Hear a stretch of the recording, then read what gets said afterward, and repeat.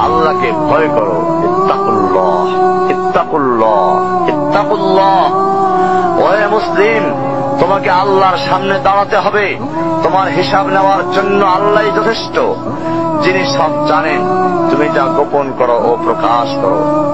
তোমাকে অবশ্যই মৃত্যু বরণ করতে হবে। যখন তুমি দুনিয়ার সব কিছু ছেড়ে চলে যাবে, শুধু তুমি আখিরাতের জন্য যা সঞ্চয় করেছো তা নিয়ে সাবধান হও তোমার শেষ আমলের ব্যাপারে। তুমি জানো না কখন তোমার শেষ মুহূর্ত। তুমি কি প্রস্তুত মৃত্যুর জন্য? তুমি কি প্রস্তুত কবরের সওয়াল জবাবের জন্য?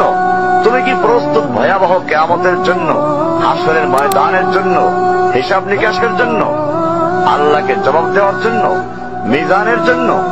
তুমি কি প্রস্তুত চুলের চাইতে সূক্ষ্ম, তরবারির চাইতে ধারালো পুলসিরাতকে পাড়ি দেওয়ার জন্য?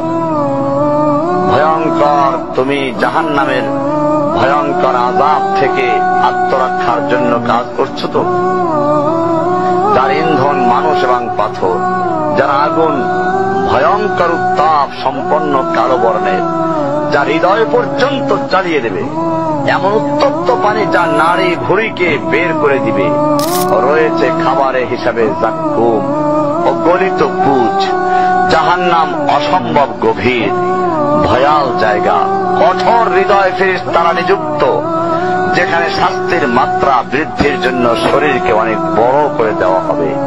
চামড়াগুলো জ্বলে যাবে, বের হতে চাইবে, বের হতে পারবে না। মৃত্যুকে ডাকবে, মৃত্যু আসবে না। ভয়ঙ্কর শাস্তি যা অনন্তকাল ব্যাপী চলতে থাকবে।